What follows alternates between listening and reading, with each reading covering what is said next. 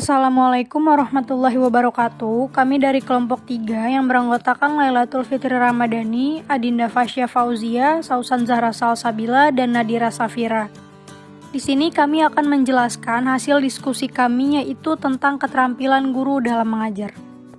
Keterampilan dasar mengajar merupakan keterampilan yang bersifat mendasar atau umum yang harus dimiliki oleh setiap guru terlepas dari tingkat kelas dan bidang studi yang diajarkannya, agar proses pembelajaran dapat berjalan secara efektif dan efisien.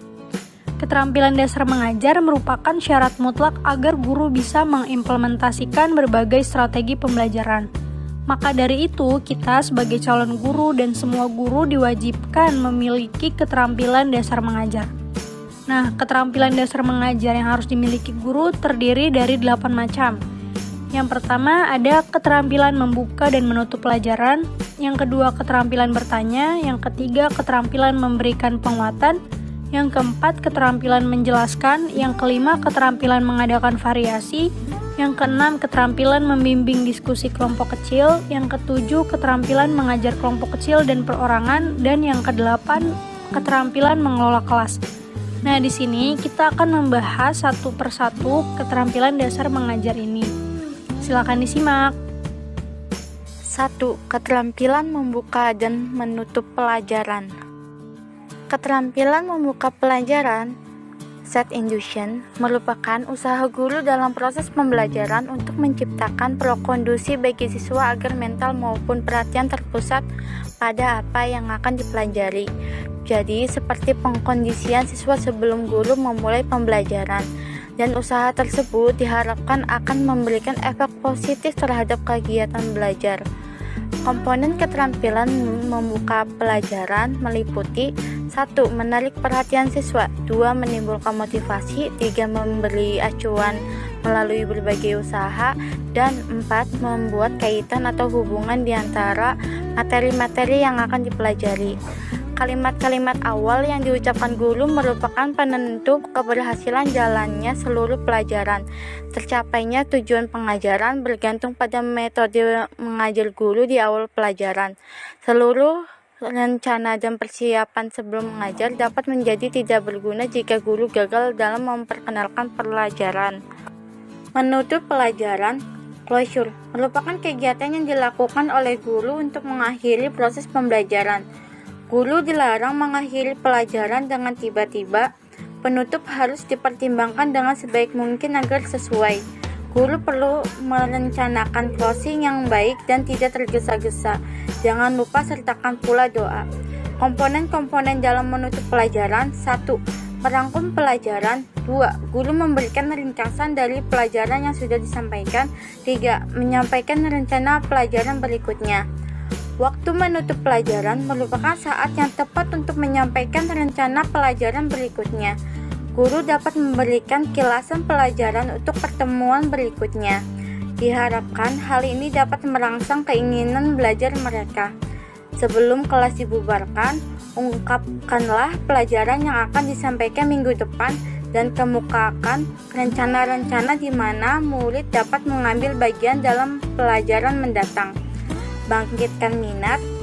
Guru tentu ingin murid-muridnya kembali di pertemuan berikutnya dengan penuh semangat. 2. Keterampilan bertanya.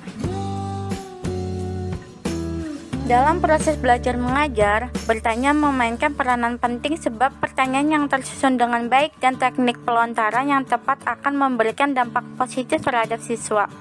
Keterampilan bertanya ini mutlak harus dikuasai oleh guru, baik itu guru pemula maupun yang sudah profesional, karena dengan mengajukan pertanyaan baik guru maupun siswa akan mendapatkan umpan balik dari materi serta juga dapat mengunggah perhatian siswa atau peserta didik. Dalam proses belajar mengajar, bertanya memainkan peranan penting sebab pertanyaan yang tersusun dengan baik dan teknik pelontaran yang tepat pula akan memberikan dampak positif terhadap siswa, yaitu A. Meningkatkan prestasi siswa dalam kegiatan belajar mengajar. B. Membangkitkan minat dan rasa ingin tahu siswa terhadap sesuatu masalah yang sedang dihadapi atau dibicarakan. C. Mengembangkan pola dan cara berpikir aktif dari siswa sebab berpikir itu sendiri sesungguhnya adalah bertanya. D. menunjukkan proses berpikir siswa, sebab pertanyaan yang baik akan membantu siswa agar dapat menentukan jawaban yang baik. Memusatkan perhatian siswa terhadap masalah yang sedang dibahas. Yang ketiga, ada keterampilan memberikan penguatan. Keterampilan penguatan atau reinforcement adalah segala bentuk respon baik bersifat verbal maupun nonverbal yang merupakan bagian dari modifikasi tingkah laku guru terhadap tingkah laku siswa dan bertujuan memberikan informasi atau umpan balik feedback bagi si penerima atau siswa atas perbuatannya sebagai suatu dorongan atau koreksi. Penguatan juga merupakan respon terhadap tingkah laku yang dapat meningkatkan kemungkinan berulangnya kembali tingkah laku tersebut. Teknik pemberian penguatan dalam KBM yang bersifat verbal dapat dinyatakan melalui pujian, penghargaan, ataupun persetujuan. Sedangkan penguatan nonverbal dapat dinyatakan melalui gestur, mimik muka atau ekspresi, penguatan dengan cara mendekati, penguatan dengan cara sentuhan atau kontak, dan juga penguatan dengan kegiatan yang menyenangkan. Dalam rangka pengelolaan kelas, dikenal penguatan positif dan penguatan negatif. Penguatan positif itu bertujuan untuk mempertahankan dan memelihara perilaku positif. Sedangkan penguatan negatif itu merupakan penguatan perilaku dengan cara menghentikan atau menghapus rangsangan yang tidak menyenangkan. Manfaat dari penguatan bagi siswa adalah untuk meningkatkan perhatian atau fokus siswa dalam belajar, membangkitkan dan memelihara perilaku, menumbuhkan rasa percaya diri, dan banyak lagi lainnya. Dan yang keempat yaitu ada keterampilan menjelaskan. Keterampilan menjelaskan adalah penyajian informasi secara lisan yang diorganisasikan secara sistematik untuk menunjukkan adanya hubungan yang satu dengan yang lainnya. Dalam hal ini terdapat dua komponen keterampilan menjelaskan. Yang pertama yaitu merencanakan. Hal ini mencakup penganalisaan masalah secara keseluruhan, penentuan jenis hubungan yang ada di antara unsur-unsur yang dikaitkan dengan penggunaan hukum, kemudian rumus yang sesuai dengan hubungan yang telah ditentukan. Yang kedua yaitu ada penyajian suatu penjelasan dengan memperhatikan hal-hal sebagai berikut, yaitu ada kejelasan, penggunaan contoh dan ilustrasi, pemberian tekanan, dan penggunaan balikan. Pentingnya penguasaan keterampilan menjelaskan bagi guru adalah dengan penguasaan ini memungkinkan guru dapat meningkatkan efektivitas penggunaan waktu dan penyajian penjelasannya, merangsang tingkat pemahaman siswa, membantu siswa memperluas cakrawala pengetahuannya, serta mengatasi kelangkaan buku sebagai sarana dan sumber belajar. Kegiatan menjelaskan dalam kegiatan pembelajaran bertujuan juga untuk membantu siswa memahami berbagai konsep, hukum, prosedur, dan sebagainya secara objektif, membimbing siswa memahami pertanyaan, meningkatkan keterlibatan siswa, memberi siswa kesempatan untuk menghayati proses penalaran, serta memperoleh balikan tentang pemahaman siswa. 5. Keterampilan mengadakan variasi. Dalam proses pembelajaran diperlukan adanya variasi. Variasi dalam proses pembelajaran meliputi 3 aspek, yaitu pertama, variasi dalam gaya mengajar. Di dalam variasi gaya mengajar ini terdiri dari variasi suara, penekanan, pemberian waktu, kontak pandang, gerakan anggota badan, dan pindah posisi. Yang kedua, variasi dalam menggunakan media dan bahan pengajaran. Variasi media dan bahan ajar meliputi variasi media pandang, variasi media dengar, serta variasi media taktil. Sedangkan yang ketiga, yang terakhir adalah variasi dalam interaksi antara guru dengan siswa.